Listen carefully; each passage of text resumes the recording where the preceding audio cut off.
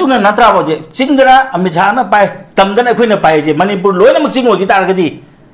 ꯃꯥꯅ ꯄꯥꯏꯒꯦꯒ ꯄꯥꯏꯔꯣ ꯑꯩꯈꯣꯏꯅ ꯄꯥꯏꯒꯦꯒ ꯄꯥꯏꯔꯣ ꯑꯃꯨꯛ ꯄꯥꯏꯒꯗꯧꯅꯦꯕ ꯑꯗꯨꯕꯨ ꯁꯤꯗꯤ ꯑꯩꯈꯣꯏꯗꯤ ꯁ꯭ꯇꯦꯠꯍꯨꯗ ꯐꯪꯉꯕꯅꯤꯅ ꯃꯣꯏꯅ ꯄꯥꯏꯕꯗꯤ ꯌꯥꯔꯣꯏꯕ ꯑꯗꯨꯒ ꯇꯁꯦꯡꯅ ꯍꯧꯖꯤꯛ ꯍꯥꯏꯔꯤꯕ ꯆꯤꯡꯗ ꯃꯣꯏꯅ ꯄꯥꯏ ꯍꯥꯏꯔꯤꯕ 371C ꯀ꯭ꯂꯣꯖ ꯇꯨꯁꯦ ꯑꯁꯤ ꯏꯃꯔꯖꯦꯟꯁꯤ ꯄ꯭ꯔꯣꯕꯤꯖꯟꯅꯤ ꯀꯟꯁꯇꯤꯇ꯭ꯌꯨꯁꯟ ꯍꯥꯏꯕꯗꯀꯣ ꯏꯃꯔꯖꯦꯟꯁꯤ ꯄ꯭ꯔꯣꯕꯤꯖꯟꯁꯦ ꯀꯨꯏꯅ ꯊꯝꯕ ꯌꯥꯗꯦꯅ ꯃꯁꯤ ꯏꯜꯂꯤꯒꯦꯜ ꯑꯣꯏ ꯑꯟꯀꯟꯁꯇꯤꯇ꯭ꯌꯨꯁꯅꯦꯜ ꯉꯁꯤ ꯀꯅꯥꯝꯇꯅ ꯍꯧꯗꯣꯛꯇꯦꯕ ꯍꯧꯗꯣꯛꯂꯒ ꯀꯩ ꯍꯥꯏꯅꯤ ꯆꯤꯡꯒꯤ ꯃꯤꯅ ꯋꯥꯒꯤꯅꯤ ꯆꯤꯡꯅ ꯁꯥꯎꯔꯛꯀꯅꯤ ꯑꯩꯈꯣꯏꯁꯨ ꯃꯤꯒꯤ ꯁꯥꯎꯗꯅꯕ ꯍꯤꯡꯕ꯭ꯔꯣ ꯑꯩꯈꯣꯏꯁꯤꯕꯣ ꯀꯅꯥ ꯃꯤꯅꯥꯏꯅꯣꯕ ꯑꯩꯈꯣꯏꯁꯦ ꯃꯄꯨꯅ ꯁꯥꯎꯅꯦꯅ ꯍꯥꯏꯔꯤꯕ꯭ꯔꯥꯕ ꯁꯤꯗꯤ ꯇꯝꯄꯥꯛꯅ ꯋꯥꯔꯧꯕꯅꯤꯅ ꯍꯥꯏꯕ ꯋꯥꯍꯩꯁꯤꯗꯤ ꯅꯣꯡꯇ ꯁꯤꯖꯤꯟꯅꯗꯦ ꯃꯣꯏꯅ ꯁꯥꯎꯒꯅꯤ ꯍꯥꯏ ꯀꯔꯤꯅꯣꯕ ꯑꯗꯨꯅ ꯇꯁꯦꯡꯅ ꯍꯥꯏꯇꯥꯔꯒꯗꯤ ꯑꯩ ꯉꯁꯤꯗꯩꯗ ꯍꯥꯏꯖꯒꯦ ꯋꯥꯟ ꯑꯣꯐ ꯗ ꯀꯣꯔ ꯏꯁꯨꯗꯤ ꯃꯅꯤꯄꯨꯔꯁꯦ ꯄꯨꯂꯞ ꯍꯤꯜ ꯏꯁꯇꯦꯠ ꯂꯥꯎꯊꯣꯛꯀꯗꯕꯅꯤ ꯃꯁꯤ ꯍꯧꯖꯤꯛ ꯂꯩꯔꯤꯕ BJP ꯁꯔꯀꯥꯔ ꯂꯩꯔꯤꯉꯩꯁꯤꯗ ꯑꯩꯈꯣꯏ ꯍꯥꯏꯍꯧꯒꯗꯧꯅꯤ ꯃꯔꯝꯗꯤ ꯗꯦ ꯑꯥꯔ ꯗ ꯒꯣꯔꯃꯦꯟ ꯏꯟ ꯀꯩꯅꯣꯅꯦ ꯍꯧꯖꯤꯛ ꯃꯣꯏꯗꯤ ꯌꯥꯝ ꯇꯧꯕ ꯉꯝꯁꯨ ꯉꯝꯃꯅꯤ ꯃꯅꯤꯄꯨꯔꯒꯤꯗꯃꯛꯁꯨ ꯌꯥꯝ ꯇꯧꯕꯤꯔꯛꯏ ꯅꯠꯇ꯭ꯔꯥ ꯑꯗꯨꯅ ꯇꯧꯕꯤꯕ ꯃꯁꯤ ꯍꯤꯜ ꯏꯁꯇꯦꯠ ꯑꯃ ꯂꯥꯎꯊꯣꯛꯄꯤꯌꯨ ꯑꯩꯈꯣꯏꯒꯤ ꯁꯦꯗꯨꯜ ट्राइब की हजी पेंडिंग लेरी दो चानिंग कांगुना चंचनो चानिंग बल सिंह लेहौजन अदुगा मपानदगी लाकपा एनी कुकी ट्राइब हाइब कांगु दो अदुदि लौथोकबिगो नत्रा सिगुम से हाइब म चंगेबा सिगुम मयाम जेने अखोय मानरक्तबसे हाना लाई हक्तगी मानदना लाबा को कांगु म पुन्ने हिंगमिनक कांगु म अदमाने तोंगान बको कास एंड क्रिट अदमाने कनो तौगिबसने बखोय नुसिनरक्त्रिजे अदना सिगुमसे मसे अखोय हाइब म चंगेबा अदुगा लोइना हौजिकी को नेशनल हाईवे सिंग चतपा याद्रिबा IDP सिंगिदो तौरिबा को IDP सिंग तसेना हाइतागदी अꯩꯗꯤ ꯅꯍꯥꯟꯁꯨ ꯍꯥꯏꯖꯕꯤꯅꯤꯀꯣ IDPꯒꯤ ꯍꯟꯕ ꯌꯥꯅꯅꯕ ꯑꯥꯒꯤ ꯃꯣꯔꯦꯒꯤ ꯅꯠꯇ꯭ꯔꯒ ꯆꯨꯔꯆꯥꯟꯄꯨꯔꯒꯤꯁꯦ ꯑꯁꯤ ꯁꯔꯚꯦ ꯇꯧꯕꯤꯗꯅ ꯌꯨꯝ ꯀꯌꯥ ꯁꯥꯗꯣꯔꯤꯅꯣ ꯌꯨꯝ ꯀꯃꯥꯏꯅ ꯇꯧꯕꯅꯣꯁꯦ ꯃꯁꯤ ꯗꯔꯀꯥꯔ ꯂꯩꯌꯦꯕ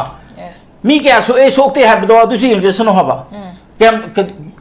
ꯍꯤꯡꯒꯣꯜ ꯃꯐꯝ ꯀꯌꯥꯝ ꯁꯣꯛꯈ꯭ꯔꯦ ꯅꯠꯇ꯭ꯔꯥ ꯌꯨꯝ ꯀꯌꯥ ꯃꯩ ꯆꯥꯈ꯭ꯔꯦꯁꯨ ꯌꯦꯡꯉꯒ ꯑꯗꯨꯁꯨ ꯌꯦꯡꯐꯝ ꯊꯣꯛꯄꯅꯦꯕ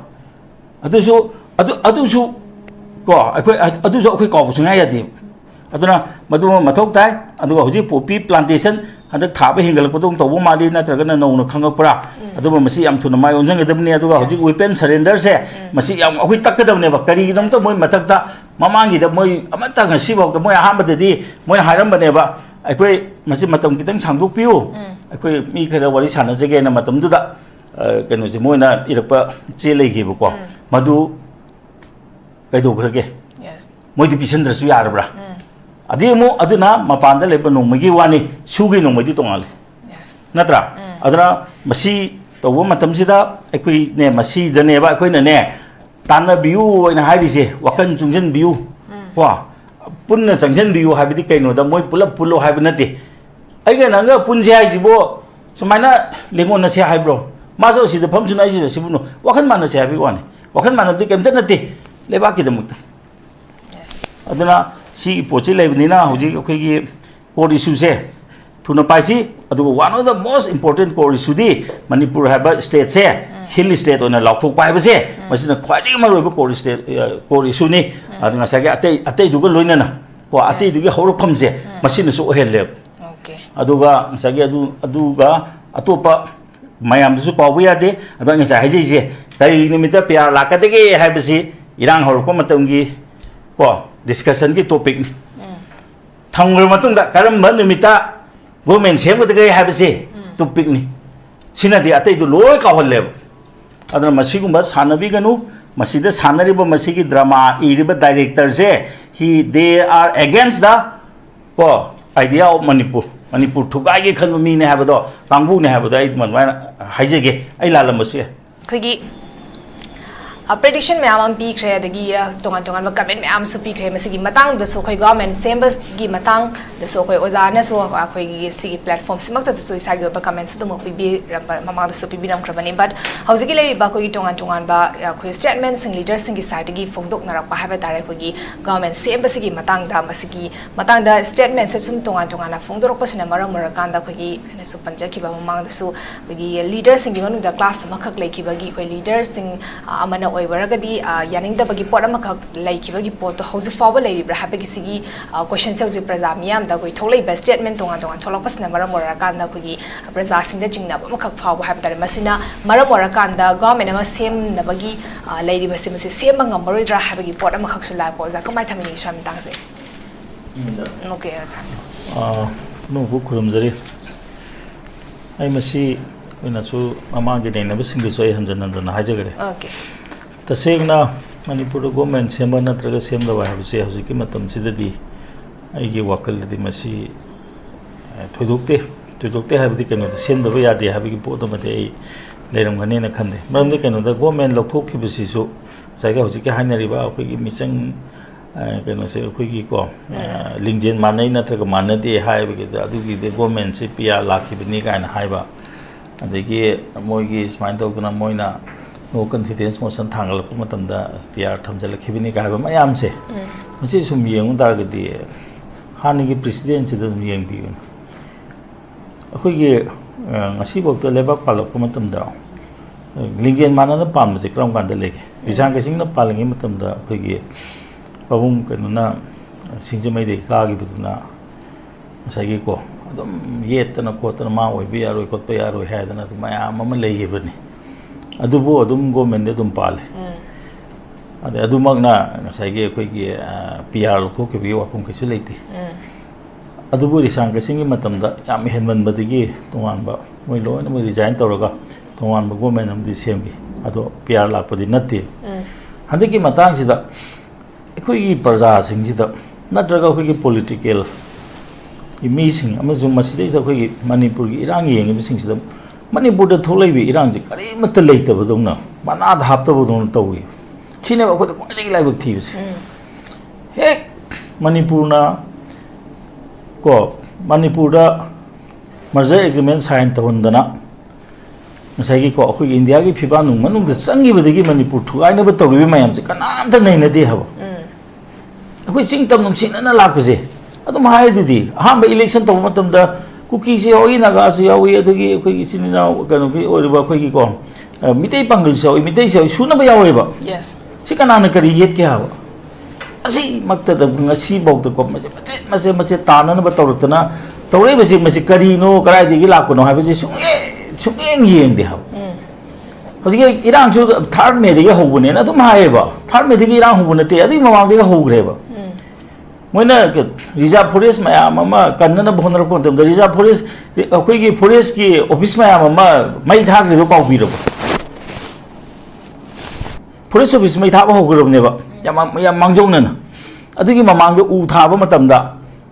को थांजिंग उ थाब चतपदा मखोई चोंथोरगा को मुंगनाब होराबनी नोमाजिंग उ थाब मतमदा चोंथोरगा मुंगनाब होराबनी मफम मांग खंगदबा को मीसिंगना सी मैम से लोनम काउर हजी गवर्नमेंट से माने सी जुम सिदा सुम ओनजल से करीनो अखोई मैम से कानी पिजरगा यू पिथगा गंजा पिथगा प्रजा मैम से गाहोनबग चप मानर हैबा हजी की लैरिबा सिचुएशन से करा दी गवर्नमेंट होबा खोने गवर्नमेंट से हम पाम से करीनो कांगू खरना हजी हम तौनी दुनिको आईडीपी की पैसा याम पीदी हारे को अदुसु फजना पिहन नबो होनबे मोता पंगचै दे चै पंगांग दंग हांगी तानिंगक्त्रे हाबा सी पैसा जन कोनबरा हेंगलन बि होय दन दरगा साब के दोगे नत्रगना मखोइनो होटलगा ए सीदी मी अमगी साबदी सीदी संगी नायना नोमगी दो अदु होटलगा गवर्नमेंट दा पीआर गवर्नमेंट दा डिमांड तबदी करी काई हाबा चैबी मोता ए ने लुपा लिसिंग लुपा मफु मंगा से करी बेसिस होलिबनो मी अमगी नोमगी रिक्वायरमेंट से अदु खतम पीरगा यारबा मोइदि हजि सेंथोक लेजेद्रबनी आदिगी मयुम मकै मई थारगा तालाबनेब मसीजु काउनग्रेब मयुम मकै से मई थारगा अदुसु गवर्नमेंट फजना ngaktबने हौजे असंग पैसा मोइन पुथोकम थोक्त्रो मदु योना ngambi बिया दबराबा आईडीपी सिंग मई लेगेना लेब्राबा गवर्नमेंट मतम जाना ngaखिदबने रिस्पांसिबिलिटी से गवर्नमेंट की रिस्पांसिबिलिटी ने अदु दादे कोई गवर्नमेंट हाबता है अदुसु तोकदे पार्टी दोइना तोइ नई पार्टी ने मोई पार्टी ने डीजीपी जी बीजेपी रो नत्रगा कांग्रेस लो कांग्रेस से पालगिने कांग्रेस होबा बीजेपी ने पालगिने बीजेपी होबो चीफ सेक्रेटरी सिबो मुखुदी गवर्नमेंट है दुने सी प्रजा द सी जु ताकबी दे हाइबो थोले सिंसिना जु कराय दे हाइरे इनो खंगदे अदुना तसेंगना हाइदारगदी को हुजिकी पोतुदी कानदबो पोने खल्ले बे नरांजु तवई को हंगदबो पोते हंगदे सुमाय तौदना अखोगी को government paling da khui popular government hajar ge ko popular government le da kaman pipi rami moi no je lupa marfu ma da pi ne ngang nang na thole ji ke no irang de ga than me de ge hogi bani marak ta paisa mayam kai gre lupa marfu ma chang do pipi bra atai ta ga de han gi thadari paisa mayam je krai chakre hang mo ba ngang do hang de ba government che mi wona hang le ba noi manna ba manna da bra ye kai do ge hai no manna ga kai do ge no manna da kai do ge hai no ba 시군바 떠오거다 한거다부터 한디 과디게 마양비 톡톡시고 그노 떠오는다 그냥 따는이도 tum바기 센도 바나도 이 몽다 서트레바 떠오거다 아니 떠오거다 더먹고 또 하버네바 어드노ประชา 마양제 뽕왕 홀레 어다 후지 모이 somnakan 디만제 아코나 탓거다 버나트로 그리 마카타는 그리 디만 떠오게 제 권이 eng거다 버나트로 모이 단톡도 보나거다 버나트로 moi yo katra sum thamai mong am sum tawre ba khoina mong je ta sen hai ta ga di hoji second phase da khoina tawde je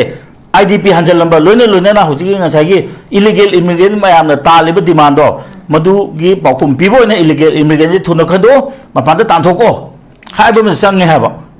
si jangam changi adi mai gi group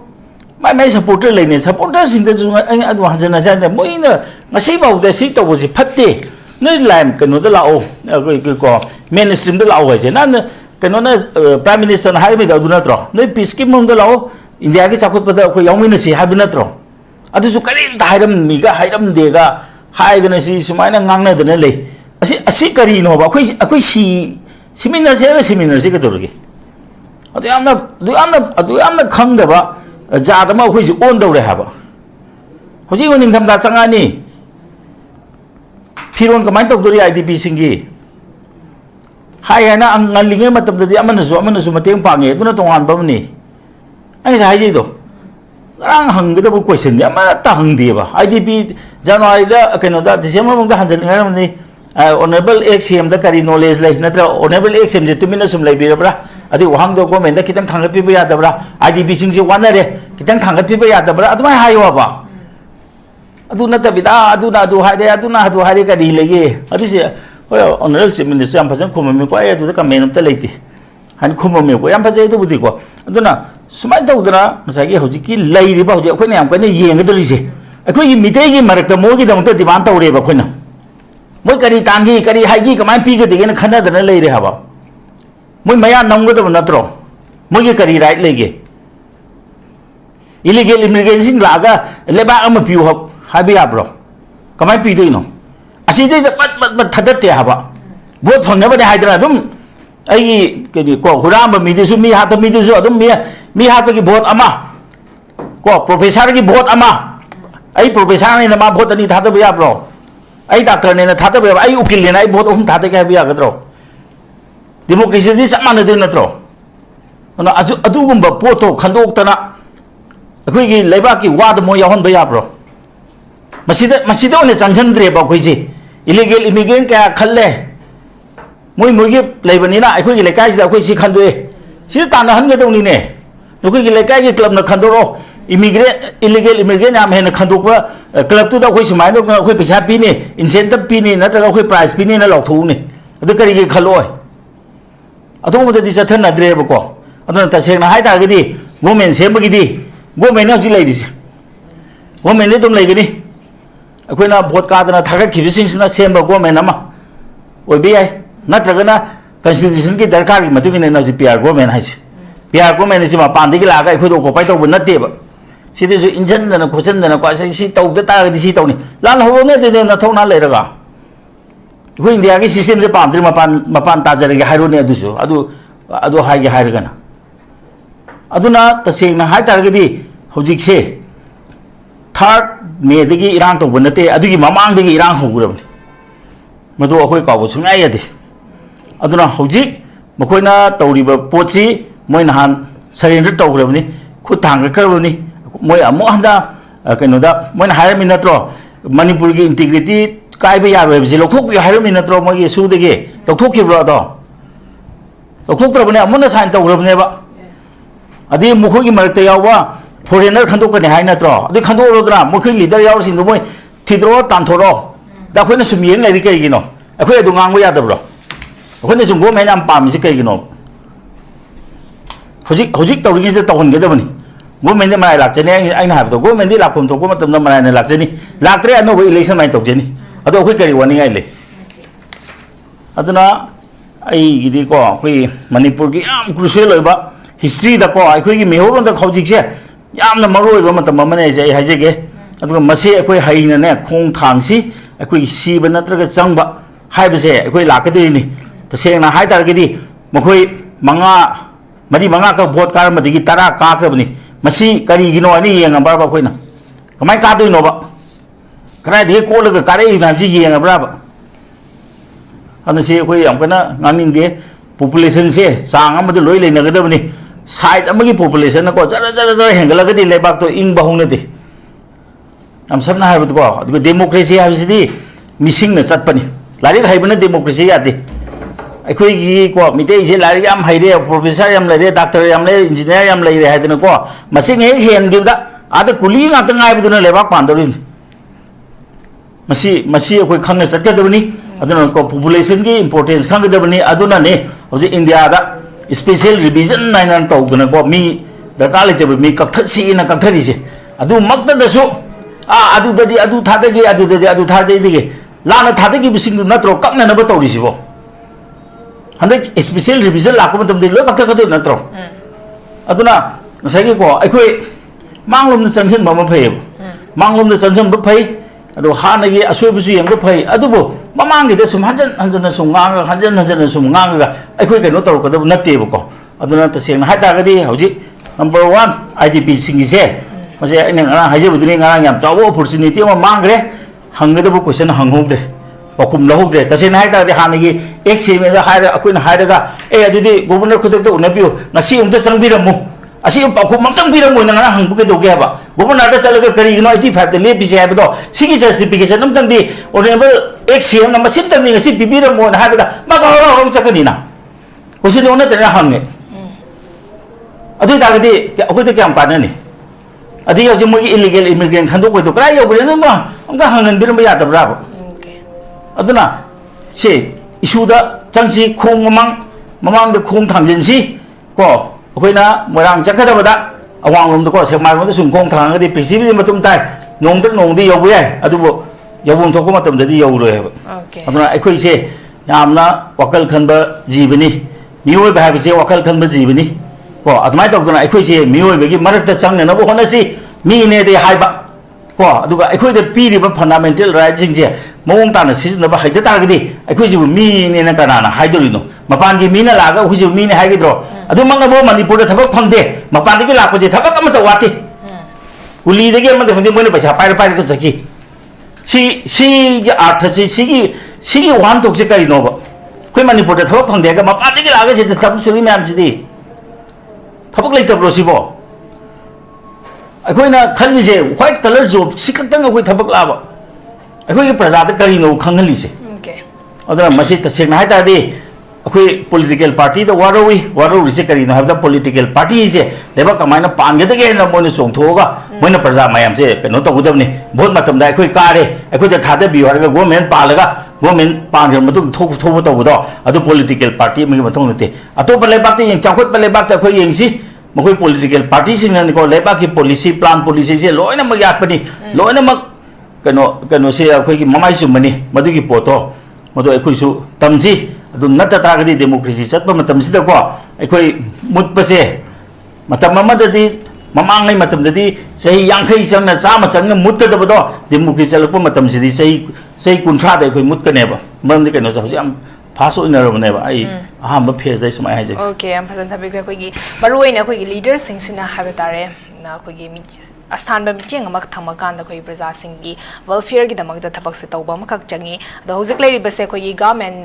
ꯁꯦꯝꯕ or ꯁꯦꯝꯗꯕꯒꯤ ꯃꯇꯥꯡꯁꯦ ꯃꯁꯤ ꯃꯇꯝꯅ ꯑꯗꯨꯃꯛ ꯄꯨꯖꯔꯛꯀꯅꯤ ꯍꯥꯏꯕꯒꯤ ꯄꯣꯠꯇꯨꯅꯤ ꯑꯗꯨꯕꯨ ꯑꯩꯈꯣꯏꯒꯤ ꯃꯇꯝꯅ ꯌꯥꯗ꯭ꯔꯒꯗꯤ ꯑꯗꯨꯃꯛ ꯒꯚꯔꯟꯃꯦꯟꯁꯦ ꯁꯦꯝꯅꯕꯒꯤꯗꯃꯛꯇ ꯌꯥꯝꯅ ꯑꯀꯟꯕ ꯏꯅꯤꯁꯤꯌꯦꯇꯤꯚ ꯂꯧꯔꯛꯀꯗꯕꯅꯤ ꯕꯠ ꯍꯧꯖꯤꯛ ꯐꯥꯎꯕꯒꯤ ꯑꯣꯏꯔꯗꯤ ꯃꯁꯤ ꯑꯩꯈꯣꯏꯅ ꯄ꯭ꯔꯤꯗꯤꯛ ꯇꯧꯕ ꯉꯝꯗꯕꯒꯤ ꯄꯣꯠ ꯑꯃꯈꯛ ꯂꯩ ꯃꯊꯪꯁꯦ ꯑꯩꯈꯣꯏ ꯃꯃꯥꯡꯗꯁꯨ ꯑꯣꯖꯥꯅꯁꯨ IDPꯒꯤ ꯃꯇꯥꯡꯁꯨ ꯌꯥꯝꯅ ꯐꯖꯅꯁꯨ ꯄꯟꯕꯤꯈ꯭ꯔꯦ ꯕꯠ ꯍꯧꯖꯤꯛꯀꯤ ꯂꯤꯗꯔꯁꯤꯡꯁꯤꯅꯁꯨ ꯑꯩꯈꯣꯏꯒꯤ IDPꯒꯤ ꯃꯇꯥꯡꯁꯦ ꯑꯗꯨꯃꯛꯇꯤ ꯂꯣꯏꯅꯃꯛ ꯄꯟꯕꯁꯤꯗ ꯑꯩꯈꯣꯏꯒꯤ PR ꯂꯩꯉꯥꯛꯀ ꯑꯩꯈꯣꯏꯒꯤ ꯃꯅꯤꯄꯨꯔ ꯒꯚꯔꯟꯃꯦꯟ ꯑꯩꯈꯣꯏꯒꯤ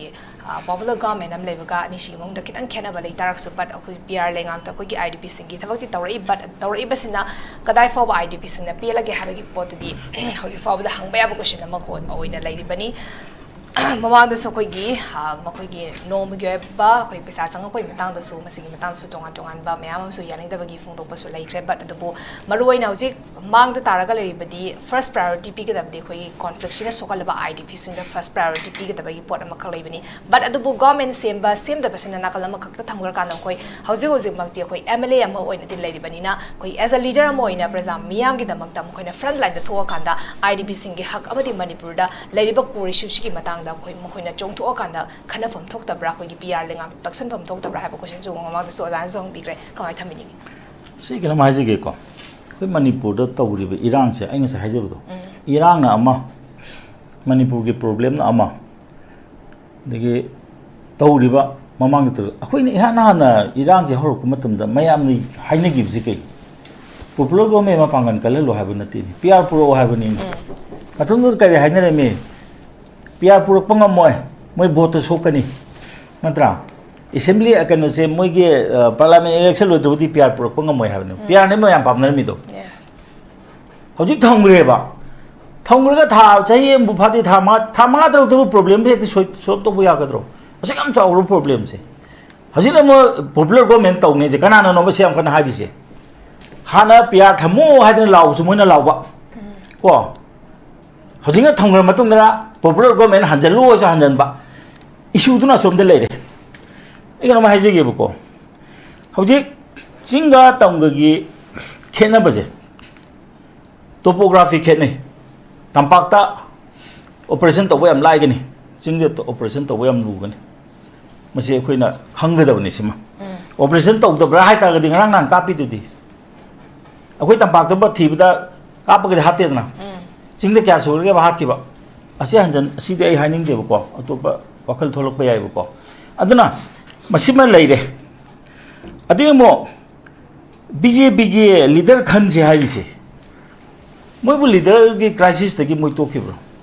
अखोइ सुमाइ तौदना हान के लेबे चीफ मिनिस्टर से मान ओरगदि अखोइ माइ गवर्नमेंट से सपोर्ट तौरो अखोइ गवर्नमेंट की विड्रॉ तौग्रे नत्रगा सारम तुंग मा लोकथोखिब्राबा अदु नते हाबा नसाई को तोंगान मरम अखोइना बुदि हम खन्ना हाइरु याद्रे को अदु तसेना तदि PR से हे होबु निमिति थमदौने थर्ड कनो दगी थर्ड मे दगी PR थक चलाइरगने सेंटर न तौरमदब ममदी कहीं मधुगी पोतो अखोइगी स्टेट गवर्नमेंट ना पुब थांगम नतेब it is not a law and order problem मपान की संगे सिदी हजिकी संगते हाइना नंबर याम कन्ना जु कनो तौरेनी सि लाली खोली कनो रिफ्यूजी यादि अखोइ मनुंगी नि मपान की याउदी खाइना सिबु पोचे तोंगान कनो म थोगलेबसि पिक्चर म हजिक थोगलेब क्वाइदि ngakpusi सिने हाबा हजिको अखोइना याम कन्ना तौगदबदि से हजि नोमै कामनब लेपे हाबनिना लंबी IDP illegal immigrant poppy plantation हजि थिंगी ब्रो हाना गवर्नमेंट लेंगेदि गवर्नमेंट चल थिंगी हजि यानबो उब्राबा सिबाइना हजि नगासिंगना नगागे मफमदा याले हेबी पाउ लेरे नगाइ जगादसु थारा मेदना कुकीनि याले हेबम लेरे नत्रा सिंग सिंग आं थोंना रेनेबा मोइ ओपन सपोर्ट सरेंडर तौग्रबो PR लाबा मतुंग दाइना ai एदो ओरंगने खलिको अदु मोइना समाय तौदना तांग असुकी मनुंगदा सरेंडर तौरो को अदुदि केसु तौबिरोय अदि मतुंगदा तौद्रगदि अखोइ अकन एक्शन लोखकनि लोखलब्राबा मसे अखोइना पाइरा कांदा तौने हारिब्राबा असी तकबा यादब्राबा मोइ नोमै क्याम खोंगलगे भौजे अखोइना तसेंना हाइ तागदि सुगिदि हौजिक सुगी नोमै मयामसे कनोदा CRP गा BSF को तो पीरे हाबने क्या पीग्रे मसिंग क्या सुरे मैं उसी केम संगब्रा मैं केम मंगा तरुक हंदोक्रे हाबदो केम मंगा तरुक हजि लोकेशन काय दे लेरे मैं ताब्राबा मसे अखोइ हंगम थोक्तब्रा मैं लोइना मासे तांचलगा थमगदौ नत्रो अदिगि मपादे लेबदो तम कंट्रोल तौरकदौ नत्रो अदि अमो हजि कइनोने कइनो लौ सिंगु मतमने लौ खाउ मतमने एग्रीकल्चर एक्टिविटी से सेब ओइरिब्रा से अखोइ माइ ओनजरे मिना नोंमै काप कांदा लाउदोरिब्रा नत्र कापक मंगाइदोरिब्रा Simco अदुगा ngsaigi khwadi ngakpuji PR leitringena PR thamo da naina baji loire as BJP na thamba homna de masa gi center da ma gi leiringena kanu se ma gi state ki government na inthu ba homna de kaina madu da ne popularity tandana masi am phatta bani na unna bhona ba piare thongge lu dai nong ni phapate spare lokho popular go men lao go men mu thama ta ta sa ang sai je a he go akoi manipur je he ning tam ta di semak ba kai ne no semak ba lo mayam du bo hekta hangdok pa yakadro akoi ha di bjp ju khudi thiru re moi khudi thiru re ba kugi da khudi thiru re moi gi pheba wa khar nga ngore adu ba hoji di moi khange khang pa ni ne talibi di manje sungbi pi ra ha haram si haram ne ko ta sing na moi cho pa da so pa ne adra ngarang nahan eno to budo hoji yung ne akoi sidis da irang phare ko amma to ada sing da irang phagrabo akoi do moi ka pa budu nati ne makoi gi people da moi ma'am sang nang ha budu ni ne nan kuki si bom hali do kari gino moi na ha be in da bi natro mayam kam warong ngani adana hoji si gi mayam si akoi to ma sang ha tasik na masigi jaga se akoi control to bom sang ha tamna si control to ngarang han jo kari no ba lamen sem jalai du di sipai lai tin lamen sem jalai du di madu akoi mai unsang ga dong natro aduna di akoi na snoi ka pa phagre hariga akoi se tumine se pham ga lai be abra pura ko sai gi law and order se normal go ka na mo gi power mun na gera thika mun na gera mun jo hojik ti parja kan ba dong mai unsan biu hai wai tamna ko moina pam gera amna pam gera hojik amna bu palo amna bu palo natra now idp kano mayam ma moi mathak te ge lan torok pada mayam ma chong thoga ngai du bo ai ai na bjp ne ai na congress ne haina torom ta gi pukai kai roi dro adigi poto u badagi kano na kuki na ai koi vote akoi mi thado ai mi thado ki ta ta ga de akoi gi kano se moina bo heli ne study to ba democracy na mi che democracy abu pochina democracy ki election abu pochina mi gi kano se unity thuai ba se moi khange ba adu moi kendi thatuk te ba akoi gi di democracy am pa mani na hojiti lore dana amona moina lam tor ko matam da hoji pu akoi unity si lai na akoi ngak pa ngam ki tra ba asi khangwe change ba adu da thoi ji ka dui na thau lai tan ka dui thoi na hai gum ba si yong na ngang ngam ma ba ne ba khoi gi society ji da nei ka dui chal ga ngapi no sipai na che ka do doi na sipai na ka do doi khoi lui si re ne imphal ma yo je nongwe so hono ka ba de imphal ji lan na imphal beli ji lan na ka ba ngam ba do ni pangchup te ka pa da nongma jing yo di ka silai pon te khoi ji se bo ba mta lai pon te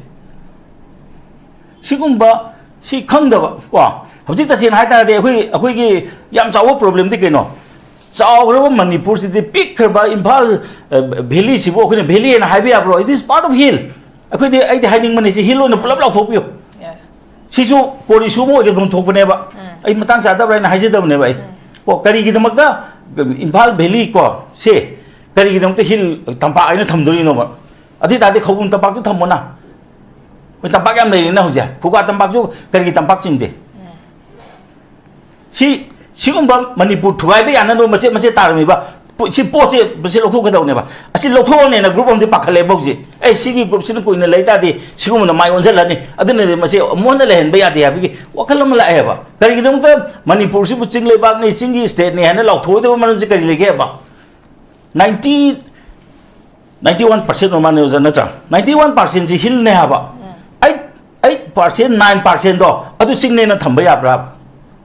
si asi lok to kadong na tro adu ta ga de hoje asa ki akhoi ki ching de na adu pale si de na adu pale de loi mang ni 371 si gi significance le ro mo na thukai bane artificial le mase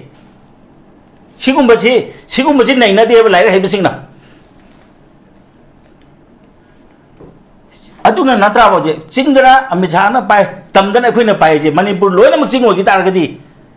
mana pai ge pai ro akhoi na pai ge pai ro mo pai ge dong ne ba adu bu si de akhoi di state dot phangam ni na moi na pai ba di ya roi adu ta seng na hojar ba ching da moi na pai hari ba 3716 close to se aji emergency provision ni constitution ha ba da ko emergency provision se kuin na thamba ya de na ma se illegal oi unconstitutional ni singa si kanam dan hawduk te ba hawduk ka he ni asingi mina wa gi ni ching na sawrak ka ni akhoi ju mi gi saw na saw de na ba hing bro akhoi si bo kanai mina no ba khoi se mapu na saw na na hai ri bra ba sini tampang na waro guni na ba why sini nong ta se jin te mo na saw gini hai kari no ba aduna taseng na hai ta gadi ai ngasi dei da hai jege one of the core issue di manipur je pulak hill state lok thok badawni mase hojik lai ba bjp sarkar lai ngisda koi hayo gadawni mardi they are the government in kanu ne hoji moi di am tawu ngamsu ngamani manipur gi damsu am tawi rei natra aduna tawi ba mase hill state dam lok thobi akoi gi schedule tribe gi hoji pending lai ri do chaning ba kangbu na janjano chaning da bali sinna lai hojan aduga mapandagi lakpa any kuki tribe haiba kangbu do adudi lok thok bi go natra sigum se haiba ma change ba sigum ma yam chene ba khoi manar ta buse hana lai hak tak gi manar dana la ba ko kangbu ma punne hing min ko kangbu ma admaina tongan ba ko ka sen krita admaina kano to gi besne ba khoi nungsin ba nungsin nar tri je aduna sigum ma se khoi haiba ma change ba du loina na hoji gi ko national highway sing chat pa yadri ba idp sing gi do tawri ba ko idp sing ta se na ta ga di ai di na hajabin ko idp gi han ba yana na ba agi more gi natra ga chojampur gi se asi survey to widna yum kya sadari no yum kamai to no je masi dar ka le ba mi kya so e sokte ha do adu si inje sono ha ba kem hingon ma phung kam sokre natra yum kya mai ja kre ji ye na ga adu si yum thok ne ba adu su ko adu so khoi ko bu sunga ya di aduna madu mathok tai adu hoji popi plantation hada thaba hingal ko dong to bu mali na traga na no no khangak pra adu masi am thuna mai onjang gadam ne adu hoji weapon surrender se masi yam akhui tak gadam ne ba kari dam to moi mathak ta mamang gi da moi amata ga si bok da moi aham da di moi hairam ba ne ba akoi masi matam kitang changduk piu akoi mi khara wari sana jege na matam du da kanu je moi na irakpa che lei gi ko madu kai do khage moi di pisendra su yar bra ademu aduna mapanda leba nongmagi wani sugi nongmagi tongal natra aduna masi tobo matamsida ekoi ne masi dane ba ekoi ne tanna biu ina haidise wakan jungjen biu wa punna jungjen biu habidi kaino da moi pulap pulo habinati aiga nanga punje haijibo sumaina lengon na se haibro maso si da phamsuna ji sibuno wakan manna se habi wani wakan manna di kemta nati leba ki damuk aduna si poche levenina hoji akhoi core issue se thuna paisi adu one of the most important core issue di manipur haba state se hill state ona laukthok pai ba se masina khwadi maroi ba core issue ni adu nga sa ga ate du ga loina na ko ate du ga horo pham se masina su ohel le adu ga sa ga adu ga atopa mayam du su ko bu ya de adu nga sa haji se kai nimita pya la ka de ge haba si irang hor ko matam gi ko discussion ki topic thangre matung da karam ban numita women sem ga gai habse topic ni sina di atai du loi ka holle adana masigum ba sanabi ganu masida sanari ba masigi drama iriba director se they are against the idea of manipur thugai ge khan mi ne habado kangbu ne habado ai man haijege ai la lamasu PR lakchikan da khoi government lai kan matam na khoi PR ne thambana phare khoi manipur gi situation je PR le kan da na he na thabak torakani hana khoi gi tau ki ba du ga hoji